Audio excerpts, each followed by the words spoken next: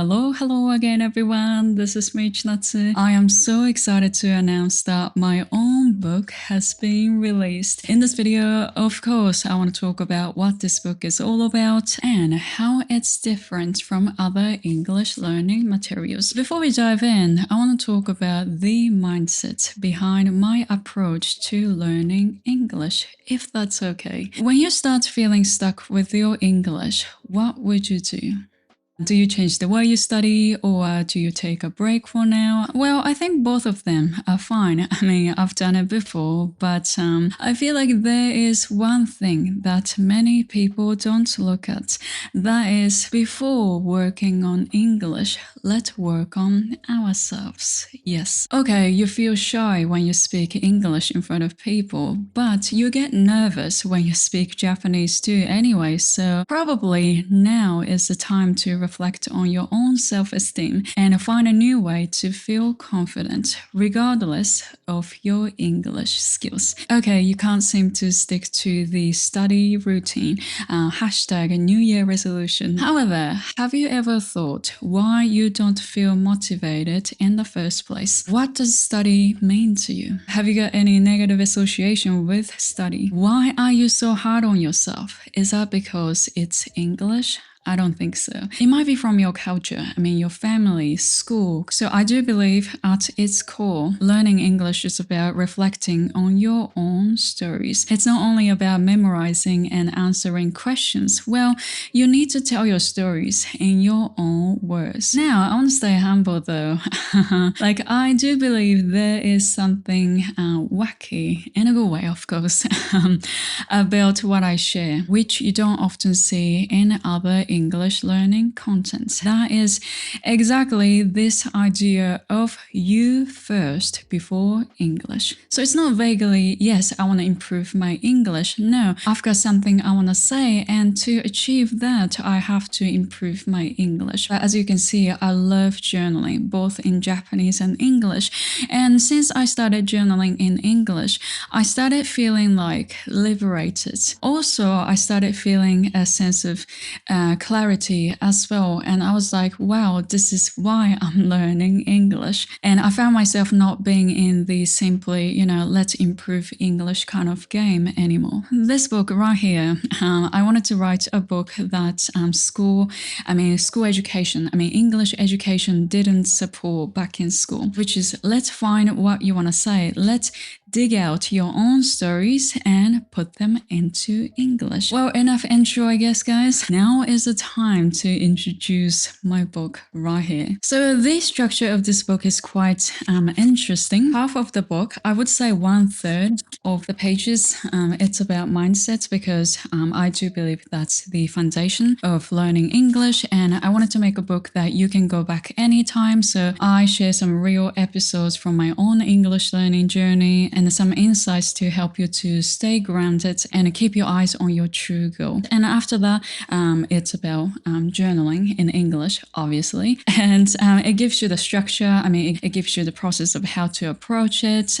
Depending on the theme, for example, vocabulary, phrases, and your own stories and feelings and your future self, the process is a little bit different. So the book, of course, explains all that. Oh, I forgot the title, sorry.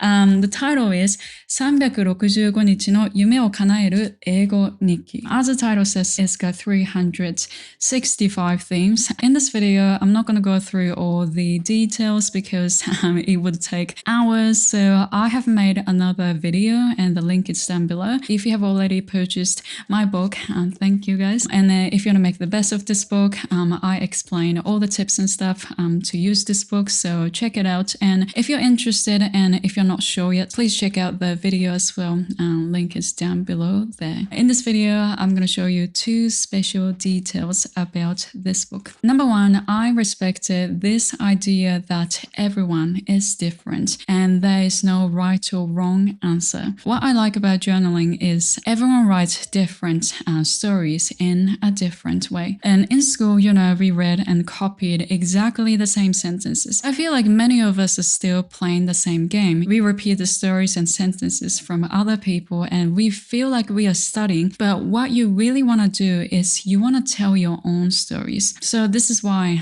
this book gives you themes. For example, そうね。Day 315. 昔より柔軟になれたことはありますか？ Day 246. 後悔しているけど学びになったことは？ Day 356. 将来人に与えたい自分の印象は何ですか？ So many effective questions. However, beyond the theme itself, there's no restriction. You go nuts, like digging all the stories and feelings and experiences and reflect on yourself because it's all about you. Your story comes first and you can write it in English. You can fix it and get better. So I want you to experience the feeling of like improving your own stories and your own words. And I know some people don't like the idea because, hey, give me guidance, give me template. Well, I understand that. However, I do believe this is like teaching how to fish approach. It's not like I give you one fish which lasts only for a day, but I want you to learn how to fish because then once you get it, you can use the skills like forever, like literally. In this book, I recommend using AI for feedback, but remember that the base itself is yours. It's tons of fun. And the second beauty of this book is that it's really interesting, but it also lets you focus on Japanese, or rather on expressing yourself in your mother language. And let me have a look again. Day 271. 今でもたまに思い出す何気ない言葉ってありますか？あとは Day 344. 将来どんなものを手に入れてそれをどう使いたいですか？ So they're such deep questions. And can you even explain it in Japanese, like straight away? Probably you have to take a bit of time and think about it. In that process, I think we don't have to be sort of ashamed of thinking and speaking in Japanese. And some people might feel that process is a bit weird or like not effective even. But I do believe Japanese has got its own beauty and value. I've got a hidden mission. Nobody has asked me, but this is just my own like a little project. I want to make a new normal.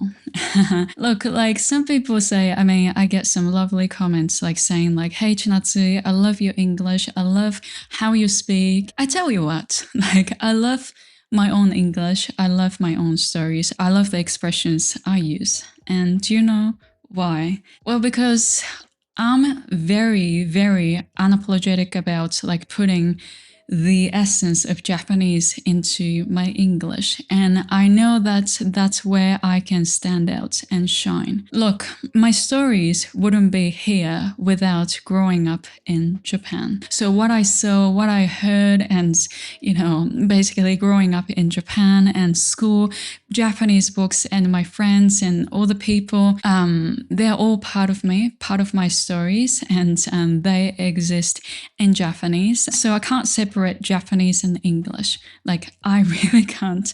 So it's not like which language is better than any other. All your stories are already beautiful, and I want people to feel the same because it feels fantastic. And when it comes to English, I have to say that I was always hiding. Like I always tried to hide where I was from.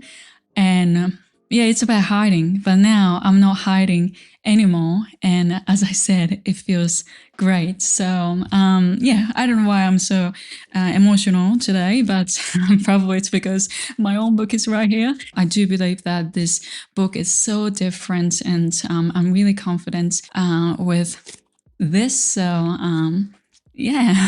at the very end, I want to say a huge shout out to Ishijima-san. She supported me with kindness, and I made so many boss moves. I was like, hey, can I change that? Hey, can I do this? And all this stuff. So I was so wagamama in this process, but she was really nice to me. And also, I want to say thank you to SB Creative-san for this beautiful opportunity. And at the very, very end, I want to say thank you to you guys, to every single viewer, because this book wouldn't be here without you guys. Your support. I usually don't tell this story, but I meet influencers, in an English learning community, and they all say that, hey, I'm jealous. Your community, your fans are all nice and with, they've got all good vibes and it's rare. And I always go like, that's who we are. So I'm really proud of this channel. It's not because I make videos, but you guys are also part of it. And I feel so loved. This community is full of love and passion and care. So I'm so grateful. Anyway, thank you for watching this video, guys. I hope you guys enjoyed it. As I said, if you want to check out the other video, the link is down below, so please check it out. If you've got any questions, comments, as usual, put it down below there. Thank you for your support. I see you in the next video soon.